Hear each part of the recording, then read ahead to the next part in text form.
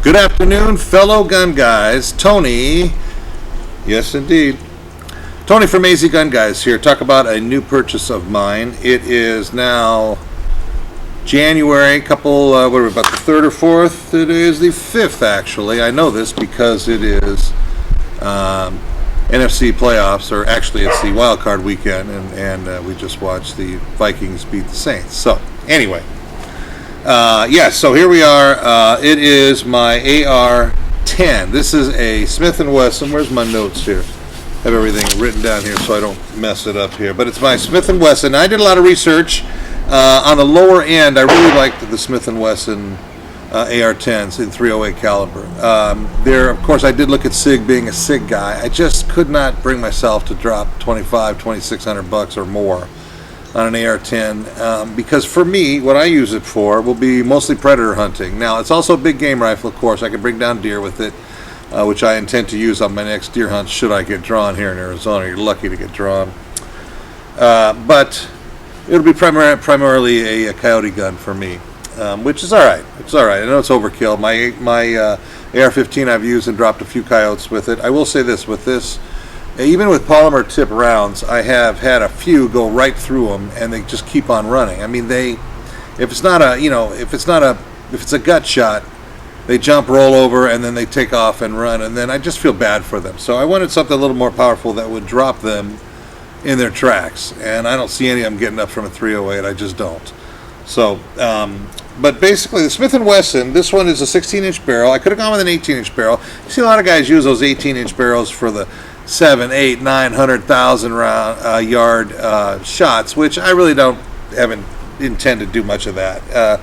So when this one was a little bit cheaper, getting the 16-inch barrel. Now the way it worked out, I did a lot of research. Like I said, I looked at the DPMS, I looked at several of them by the Paul. I forget what the name it's called. But anyway, 4 or 5 different brands on the lower end that were $600-700 range. Because I couldn't see dropping $3,000, $2,000, $2,500 on an AR-10. AR-15s, I spent a little bit more on that one, but it's just the timing more than anything. What I like about the Smith was I consider it, of the lower end rifles, battle rifles, whatever you want to call them, I consider it the top of the lower end, if that makes sense. I really like all the ambidextrous features. For instance, the safety and fire is ambidextrous. Your bolt release is ambidextrous. Your mag release is ambidextrous on both sides. And my son shoots left-handed. Even though he's a righty, he's left-eye dominant, so he shoots left-handed. And so for him, it works kind of nice, where the ARs don't. Has the 6-position stock, like pretty standard on it here. What I'm going to do now is run a little video and let you watch a little video of us actually shooting it in the desert a couple of days ago, about 4 or 5 days ago. And then when we come back, we'll talk about the rifle itself and also the scope, because I bought a couple different scopes for it. I had an older one that I bought that I figured I would use, but I didn't really like it, so I went with this one here, and we'll talk about that. So let's cut to that right now. All right, there it is, the Smith&Wesson MP10 .308 AR-10. On board we have the Cabelas, 1 to 6 powered. What would you call it? It's not really a red dot. No. Scope. I don't know what the hell you call them, but they're a wonderful sight. I like them. My new Predator gun, big game gun, fun gun, call it what you want. We're going to try a target that is way in the hell over there.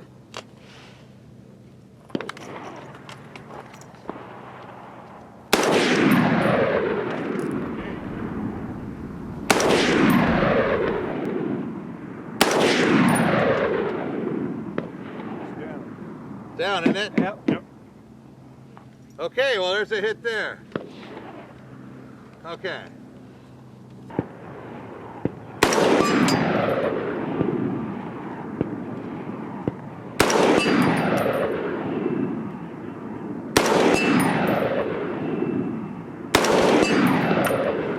All right, this is a sweet gun. She kicks a hell of a lot more than the 5.56 round, but we had some jamming issues the first couple rounds. We fired, when I first got it, it's It's got less than 100 rounds through it now. But the first 10 rounds ran flawless, and then after that, it jammed like crazy. I was using some cheap crap ammo that I got when I bought the rifle from the store. These in here are 150 grain Federals, and I haven't had any jams since. It's been running just fine, so I got no complaints. Again, the AR 1:6 power scope on top, 308 caliber. This is the Smith&Wesson M&P 10. Everybody seems to like it. We like it? So far, so good. Yeah.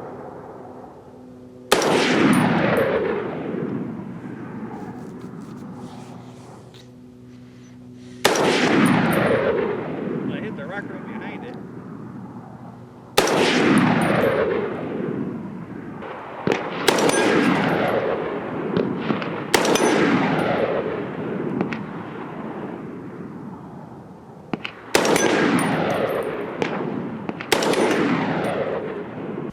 Welcome back. As you can tell, it's pretty loud, isn't it? Yeah. And it's a pretty accurate gun. I mean, now, when we sighted it in on paper targets at the range, the square range, usury pass here in Arizona, in the greater Phoenix area, actually out East Valley, I had pretty good, I didn't get any video of it, but I had pretty good groups. You can see where we work in the sight in here.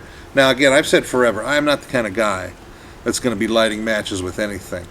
But when I shoot my steel targets, I know I'm good enough to drop big game or coyotes or predators or whatever I'm shooting, which to me is all that matters. I'm not one of these guys that we're talking about, oh, I can shoot the Moed or I want to shot, something around like this. No, I don't worry about that.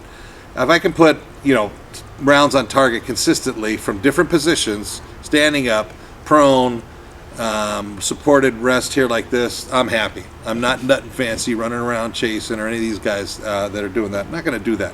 My reviews are primarily your average guy review. Let's put it that way. Average shooter reviews, Guys that can put rounds on target, downrange, 2, 3, 4, 500 yards pretty consistently, but I'm not going to be lighting matches with it at 50 yards, 70 yards, 100 yards, 300 yards. But I can put them in a tight group from distance, which I feel good about. I'll show you some video. As I'm talking here, I'm going to run some video of just hitting our gong. What you're seeing here now with 308 was shot a little over 100 yards, maybe 110 yards, and we had it supported and consistent. You can drive nails with them. To me, that's the importance. So again, primarily, here's the deal with this. When I say on the lower end, now this retails usually somewhere between $10.99 and $14.99 or so.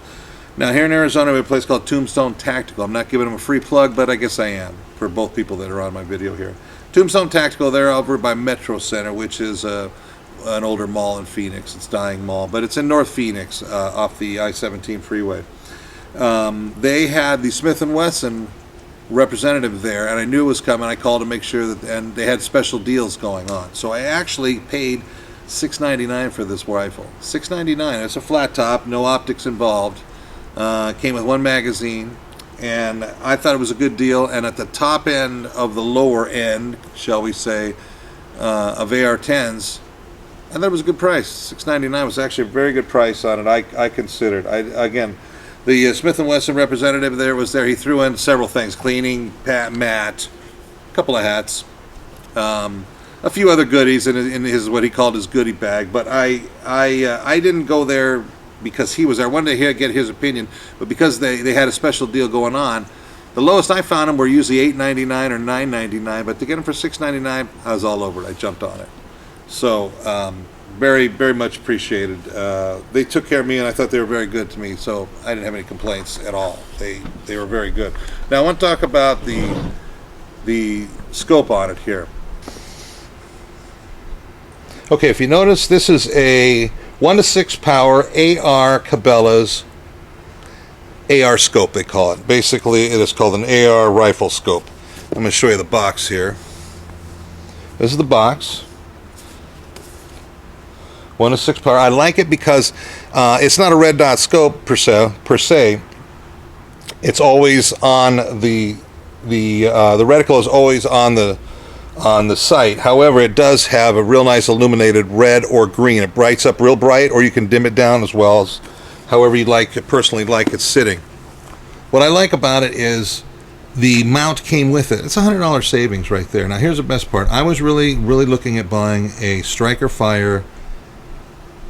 I forget which one it was called, but it was by Vortex Strike Eagle. That was it. Vortex Strike Eagle. Really. So I went down to Bass Pro to look at it.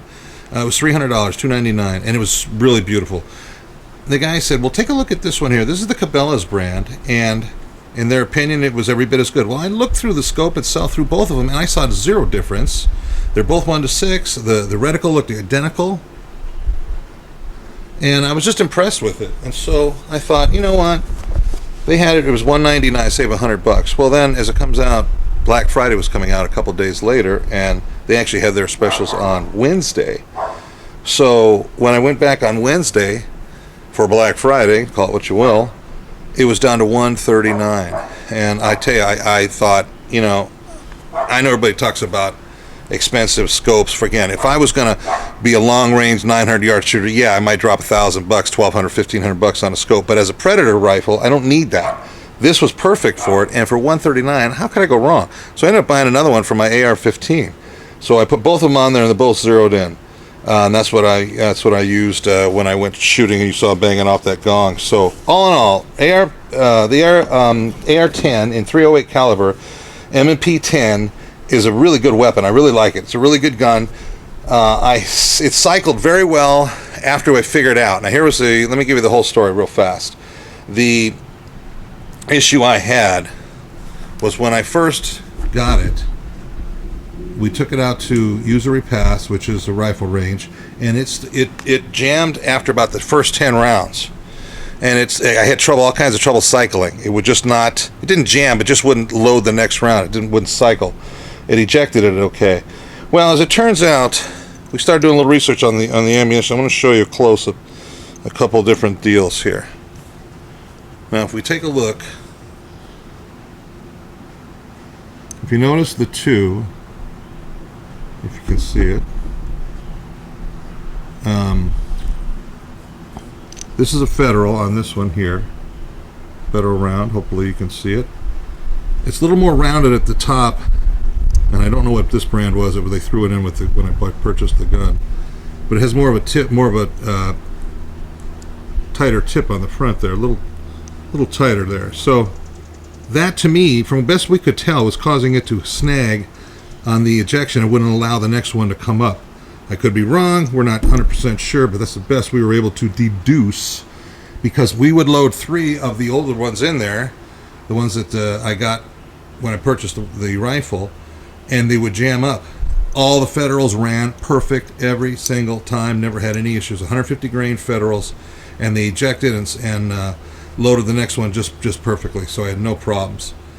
So obviously, in the hunting world, that's the one I stay with. So that's my plan for the future. But basically, all in all, good weapon, good rounds. Ejects, I have no issues. I have less than 100 rounds to it. It is still in its break-in process. I realize that.